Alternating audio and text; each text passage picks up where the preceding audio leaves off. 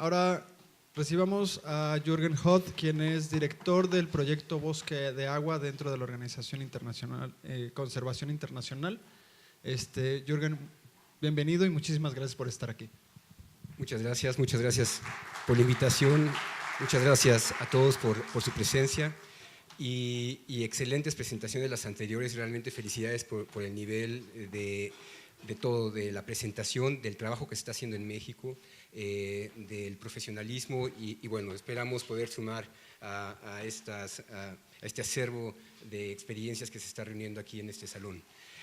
Lo que quisiera presentar es la experiencia que hemos tenido los últimos 5 años, compartir con ustedes lo que hemos aprendido, los principales retos que hemos visto en una iniciativa que busca reunir a 3 estados, básicamente los sectores que estén participando de una forma o en otra con la parte del agua, con la parte del desarrollo social, con la parte del desarrollo económico, con la parte de la investigación. Entonces es un proyecto muy completo, muy complejo también, y en el que, bueno, yo lo estoy presentando, pero realmente, y como director de Conservación Internacional lo estoy coordinando, pero realmente hay más de 100 organizaciones que de una forma u otra han estado participando. Entonces, realmente a ellos se debe buena parte del avance que van a ver.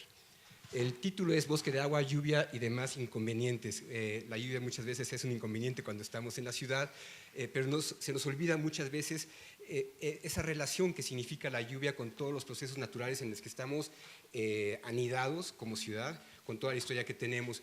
Y sí, la parte final, la parte más allá de la inconveniencia de la lluvia de vez en cuando, son algunos conceptos que quería poner desde un principio sobre la mesa para que los podamos discutir más a manera de discusión. Y es un tanto también para ponerlos digamos, de puntitas, espero. El primero es el del derecho humano al agua.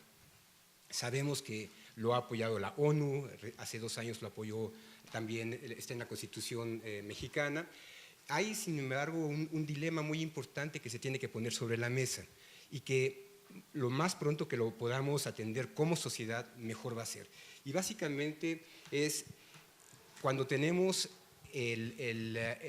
una población en las partes de las montañas donde hay todo un ciclo hidrológico del cual dependemos y que el factor limitante ha sido justamente la ausencia de agua para la expansión urbana, en el momento en que liberamos ese factor limitante, se desencadenan toda una serie de fuerzas, con decirles que el valor de la tierra en Santa Fe está en $3,000 el metro cuadrado, es decir, $30 millones la hectárea, y ese cañonazo no lo aguanta nadie. Ese es el monstruo con el que nos estamos enfrentando, en el que tenemos que ver cómo lidiar, cómo anticiparnos y cómo encadenarlo de la manera posible para que esa energía se canalice por otro lugar. Pero esa es la realidad. Eso es con lo que se están enfrentando las comunidades indígenas, que son las principales dueñas del 80% de la región del Bosque de Agua, que ahora vamos a ver cuál es, pero son el tipo de decisiones y que hay un elemento generacional también muy importante. Para los mayores, que son los que están ahorita a cargo de las autoridades en muchas de las comunidades, que hay cerca de 100 en los 37 municipios, para ellos significa el bosque mucho más que el dinero. Hay toda una relación ancestral, cultural, muy importante y muy valiosa. Esta generación, nosotros, los hijos, básicamente es papá vende de una forma u otra porque queremos una flotilla de taxis, etcétera, etcétera. Entonces es una ventanita de tiempo, además de todo lo que van a ver de lo que está pasando en el mundo biológico y físico y lo que fuera, es esa ventanita generacional, esa oportunidad enorme de podernos relacionar y podernos identificar con las autoridades comunales, con los procesos comunales que vivimos también de espaldas a ellos, no nada más a la montaña, sino también a las comunidades, y cómo poder hacer un esquema recíproco de intereses mutuos en ese contexto. Entonces es un reto muy importante. Ahora, y ahí de que la parte urbana se pueda ver, bueno, cómo vamos a, y por supuesto de mera lesa humanidad, el que en las comunidades donde se genera el agua, que tampoco tienen agua, simplemente la ven pasar, y luego tienen que comprar las pipas de las partes bajas de dudosa calidad, digamos, hay un elemento ahí fundamental que no hemos abordado.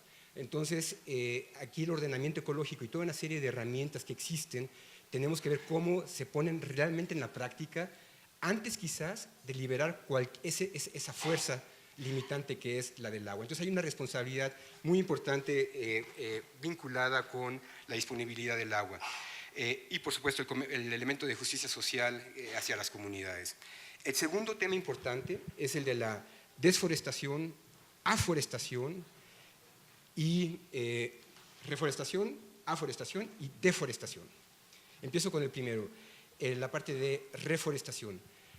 Estamos acostumbrados a pensar de que con que vayamos a sembrar un árbol a la sierra ya expiamos nuestras culpas ambientales. Y la verdad que no es así. Un árbol de la especie equivocada en el lugar equivocado puede causar muchos más problemas, pero es una realidad. Los bancos tienen sus campañas, el gobierno tiene sus campañas. El año pasado era de 17 millones de árboles, no sé de dónde salió esa figura, pero era la figura oficial por todos los problemas atmosféricos que afortunadamente tenemos, las inversiones térmicas que nos recuerdan que estamos rodeados de un ambiente vivo, pero esas tragedias son las que nos recuerdan de ese ambiente natural. Bueno, salen estas recomendaciones. Y el problema es que resulta en prácticas y en hechos de que se distribuyen toda esta serie de árboles en la sierra y ya no nada más es un piso, son 2 y 3 pisos. El problema de eso es que con una alta densidad de árboles, y ya lo están viendo mucho en Estados Unidos, hay una excesiva extracción de agua por los árboles. Con decirles que un árbol en general, un pino, depende de la especie, está alrededor de 150 litros de agua al día. Habría que ver cómo se compensa la evapotranspiración con la cantidad de agua que ese árbol está asegurando que se está infiltrando, porque igual el sistema de raíces ayuda a la infiltración. Pero no en automático un árbol es necesariamente una buena idea en todo sentido. Entonces, para que tengamos un espacio y le demos quizás la oportunidad y el cuestionamiento a lo que es la aforestación. Aforestar significa sembrar un árbol donde a nivel ecosistémico no corresponde, por ejemplo, los pastizales. Sembrar un árbol en pastizales, aunque en muchas de las campañas de reforestación es muy fácil porque está planito, es un suelo excelente, etcétera, ahí se siembran. Con decirles que tristemente no hay la investigación en México, pero la hay en Argentina, la hay en Nueva Zelanda, la hay en Estados Unidos, que en este tipo de pastizales templados, como los hay en el Paso de Cortés, por ejemplo, en las partes altas, que haya ido al Pico del Águila, en el Ajusco, si ustedes aforestan, y ahí se hizo un esquema comparado entre 2 cuencas, en uno se metió árboles de pastizales y en el otro se dejó como estaba, se reduce hasta en 40% la infiltración de agua. Además de eso, aquí hay especies endémicas únicas como el conejo de los volcanes, el teporingo, el zacatuche, el gorrión serrano, etcétera, que son de las especies más amenazadas del país, pero que vivieron en ese ecosistema por más de 10.000 años que ha sido así. Y eso se tiene registrado con información de polen. Entonces, lo que estamos haciendo con estas campañas de aforestación, con nuestro dinero y con el dinero de las empresas y los corporativos, que básicamente se ha convertido en negocio, es ir a sembrar en los pastizales. Y con decirles, quien haya conocido algún día el Pelado, que es el volcán que va entre México y Cuernavaca a mano derecha, ahora es el Mechudo. Toda la parte norte, que era un pastizal natural con una gran abundancia del teporingo, ahora está totalmente cubierto de pino, y casi no hay teporingo. Entonces son una serie, digamos, no podemos identificar, porque hay la oportunidad de sembrar un árbol, y ahorita vamos a ver qué opciones se han hecho. Y el último es el de la desforestación. No podemos tampoco catalogar que porque vemos bajar una troca con troncos, ya fue el ejidatario o el comunero que está coludido seguramente con y que es ilegal y que sea malo para el ecosistema. La zona lleva desde 1938 más o menos bajo veda, salvo para la empresa Loreto y Peña Pobre y San Rafael, que estuvieron aprovechándolo, pero sigue siendo propiedad de las comunidades. Entonces, básicamente, no se les dejó tener acceso a ese recurso, del cual dependen muchas veces diferentes poblaciones y muchas de ellas vulnerables. Pero por otra parte, cuando ustedes dejan un bosque de ese tipo de características, de origen templado, sin disturbio, básicamente lo están condenando. Es decir, un bosque sin tala, un bosque sin quema, y no me estoy refiriendo a matar raza, sino un bosque sin disturbio es un bosque que está condenado. Y lo tenemos el ejemplo. El Parque Nacional Desierto de los Leones es el primer parque nacional que se establece en la historia de México en el año 1917 por Carranza. Básicamente ustedes ven ahí, o alguien que lo haya conocido el parque hace 30 años, el bosque de Oyamel estaba todo tupido y lo que fuera. Van ahora y está totalmente abierto, el bosque de Oyamel está reemplazado por otro tipo de pino y toda la cosa. Básicamente un desastre. Y no ha habido quema, no ha habido tala. A 10 kilómetros está la comunidad de Capulín, que han quemado y talado a baja intensidad y tiene uno de los mejores bosques de Oyamel de todo el eje volcánico. y he recorrido básicamente de costa a costa el país. Entonces son del tipo, y mientras nosotros estamos aquí haciendo operativos para llevarlos a la cárcel a la gente del Capulín, en Canadá han estado haciendo toda una serie de investigaciones y hoy ya se cuenta con información científica documentada cómo el disturbio que emula la dinámica natural del bosque puede ser perfectamente compatible con mantener una alta biodiversidad, y aquí en nuestro caso además generaría empleo para la gente que es la dueña de ese territorio y sería un incentivo más para mantener el bosque con un bosque y los pastizales con un bosque trabajando, un bosque activo, un bosque sano, y no el tener que pasar a la ilegalidad, porque esa zona, justamente bajo ese contexto de ilegalidad, ahora está siendo presa del narco.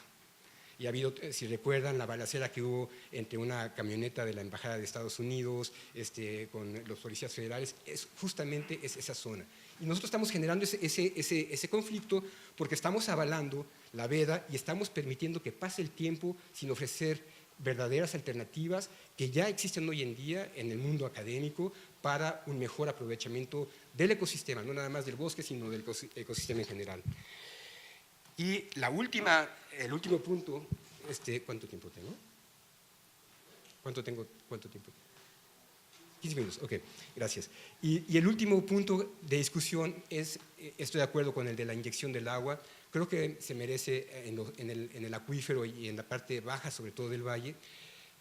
Se ha hablado de megaproyectos de diferentes tamaños, pero el que se hable de inyección del agua en el Valle de México, y bueno, ya vimos en el caso superficial, pensando que además hay 3 niveles de acuíferos y depende de la zona en la que uno se encuentre, seguramente el nivel superficial tiene mucho sentido, como vimos, sobre todo cuando se están rescatando los ríos, que se me hace un trabajo de lo más importante, fundamental y sensacional. Sin embargo, ya cuando hablamos de trabajos grandes, donde son pozos que se van a inyectar, la verdad que se prenden todos los focos de emergencia, porque ya se preguntaba allá arriba, se cuestionaba, ¿y la calidad del agua?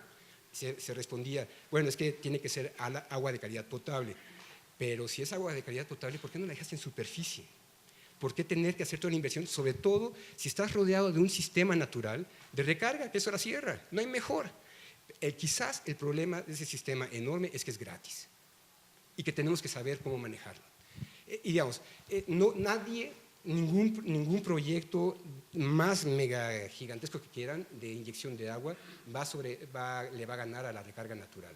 Entonces, bueno, todo esto son información que hoy por hoy lo decimos ligeramente si quieren, pero sería muy importante que como sociedad veamos los costos y los beneficios de las diferentes opciones. De repente todo el dinero se va o grandes cantidades de dinero se piensan invertir en hacer pozos de inyección, y no nada más es ahorita, lleva varios años ese discurso.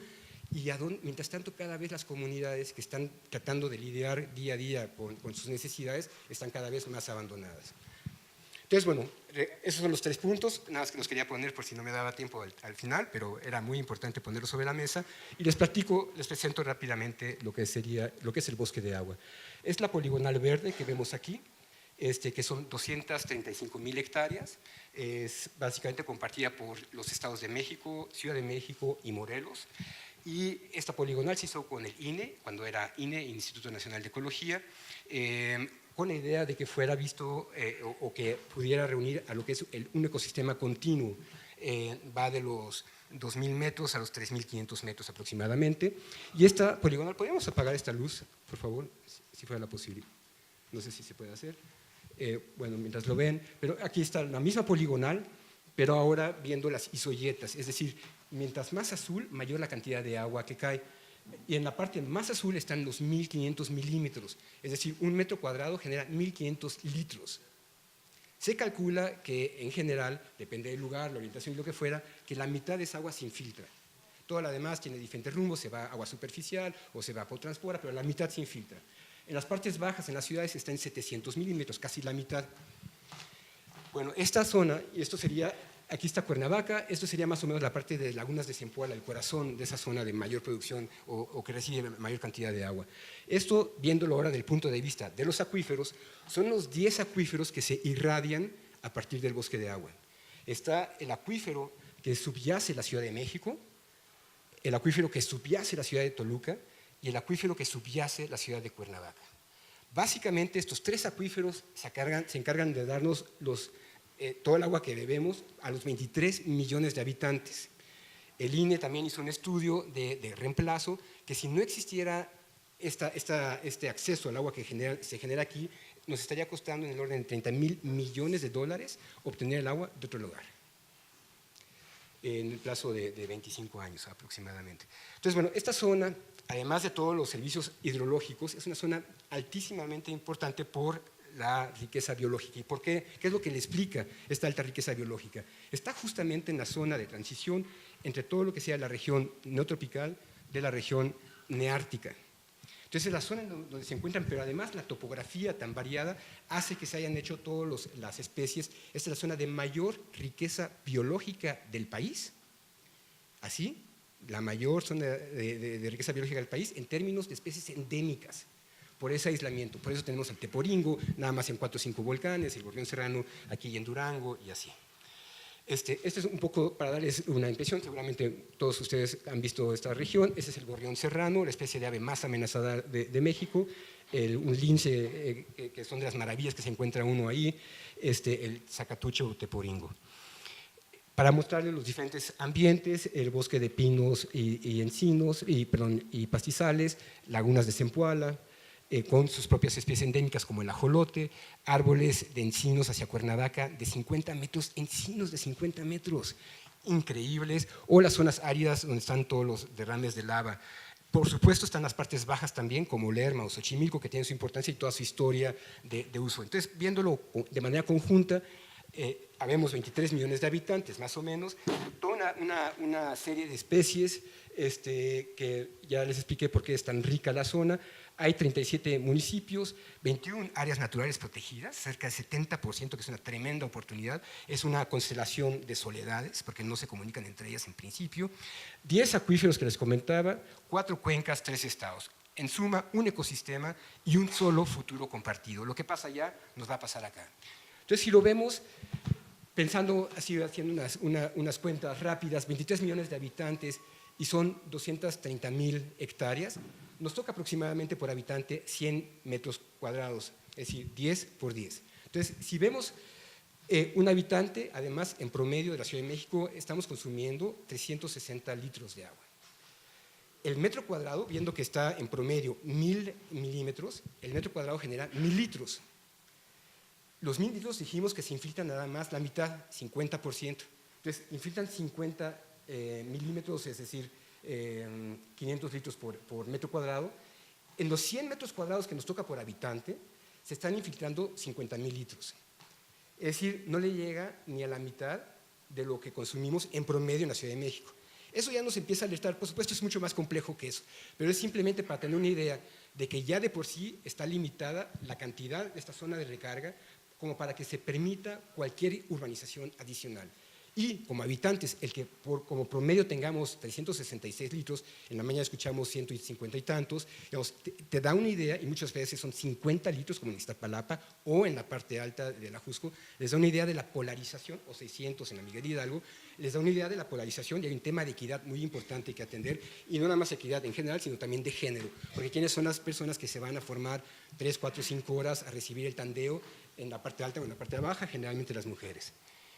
Entonces, bueno, es para poner que tendríamos que bajar nuestro promedio de 366 a mucho más abajo de la mitad, y eso nos da una idea de que nosotros cuando regresemos a casa, cómo tendríamos que estar calculando las mejores que tenemos que hacer en casa para estar un poco más sincronizados con las realidades de la absorción del agua. Para darles, se veía bonito cuando estaba la poligonal, sin ciudades y más bien todo verde, pues ¿cuál? Está básicamente avanzando a una velocidad enorme la urbanización.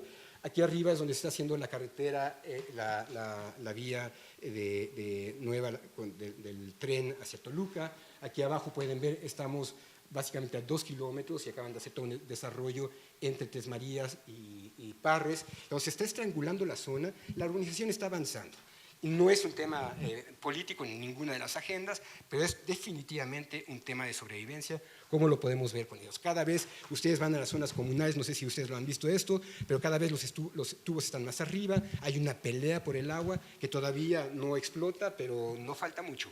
No nada más eso, se comentaba nuevamente la pregunta de la calidad del agua. Este es nuestro tinaco. Este es el hábitat del gorrión serrano. Antes, bueno, decían, bueno, pues el gorrión serrano, ¿qué importa si está o no está? Se podría decir lo mismo el jaguar, ¿qué nos importa?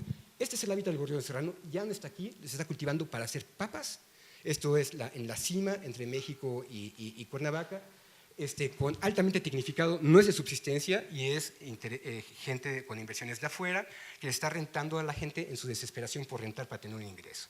¿Qué pasa con esto? Este es el mismo lugar y los voy a llevar, tengo aquí los voy a llevar a la parte, ese es el Cerro Tulmiac, abajo hay un manantial, aquí abajo hay otro, en medio eran pastizales, ahora es papa, y así es como se ve en el aguaje natural, que está aquí abajo, en el aguaje Chinguetería, hasta le quedó bien el nombre. Es un aguaje natural que está a 200 metros, donde era un pastizal. Este es el único aguaje que hay en 20.000 hectáreas, el único aguaje natural. Este es el agua que en el manantial de aquí arriba, que en otras fotografías, pero para hacerlo corto ya no lo puse, es el agua que están tomando en Parres, nada más que ahí no se ve porque está entubada. Aquí en el otro sí se ve, y con el agua, por supuesto, las algas y con los nutrientes tenemos esta agua. No hay ningún insecto ahí.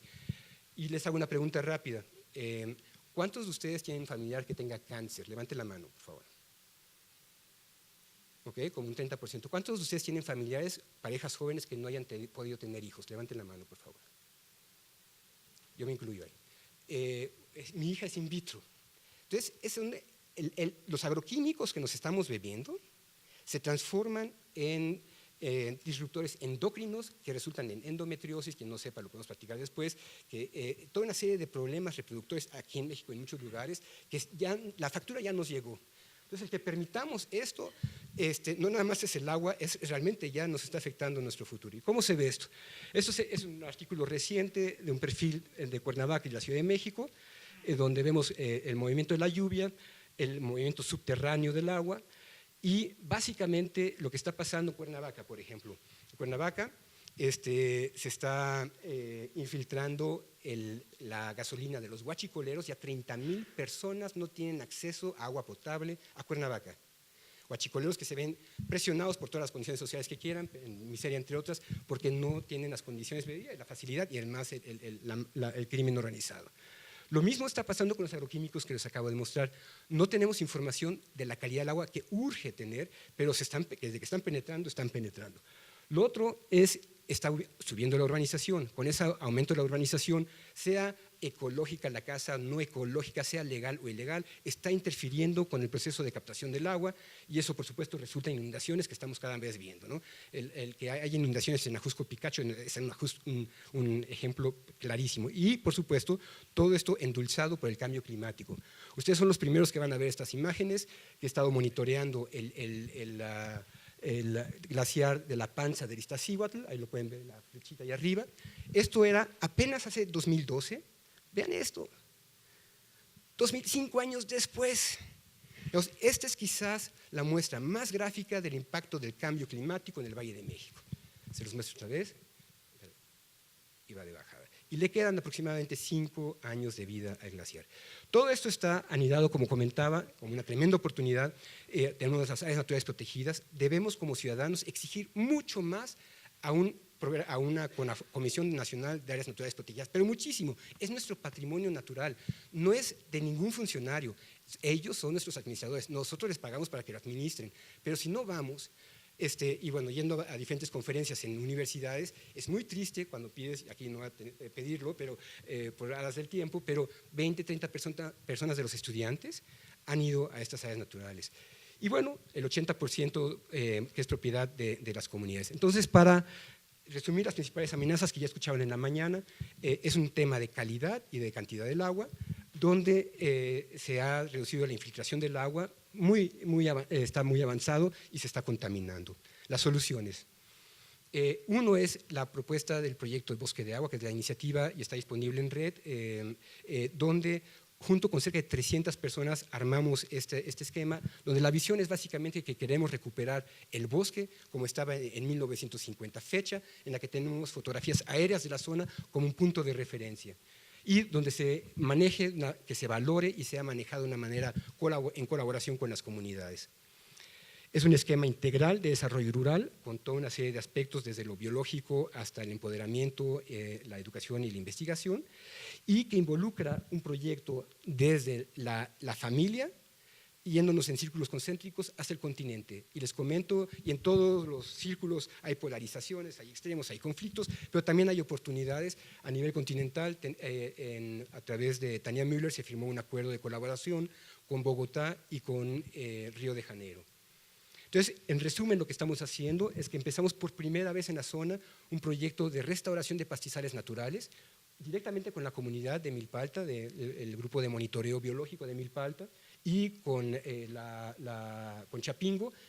Las grandes oportunidades están además en reducir la infiltración de agua de desechos humanos o animales al acuífero. Aquí tenemos un biodigestor con los CEBETAS, los centros bachilleratos técnicos agropecuarios, quizás la principal oportunidad que tenemos para sumar a jóvenes a este tipo de proyectos. Allá arriba, ¿hacia dónde vamos? Lo que buscamos es crear una red de ANPs, ya que existen, que se fortalezcan y que trabajen juntos, que puedan juntos abordar temas como el cambio climático y su relación con las comunidades. Porque no olvidemos que el territorio, como casi 95% o más de las áreas naturales de México, está en manos comunales o ejidales todavía. Y lo último es, hicimos un estudio hidrológico, un poco para saber por dónde están las zonas de mayor infiltración. Mientras más rojo, mayor la infiltración, es un estudio preliminar. Y ahora el siguiente paso en esos círculos amarillos es ver qué comunidades están en microcuencas contiguas para empezar a hacer ya no una estrategia general, sino un plan de acción donde la comunidad sepa al día siguiente qué es lo que se tiene que hacer. Entonces, básicamente esto es lo que queríamos compartir con ustedes. Las prioridades ya las comentamos, de conocer los procesos. Lo que importa no es la foto, cómo está la gente, cómo está el lugar, cómo está la biología, sino la película. De a dónde viene, cómo se ha ido cambiando, cómo ha impactado el disturbio, etcétera. Y eso nos lleva a entender mucho mejor el proceso para la decisión. Y bueno, básicamente es lo que ya comenté. Les agradezco mucho su atención. Antes de que me pongan.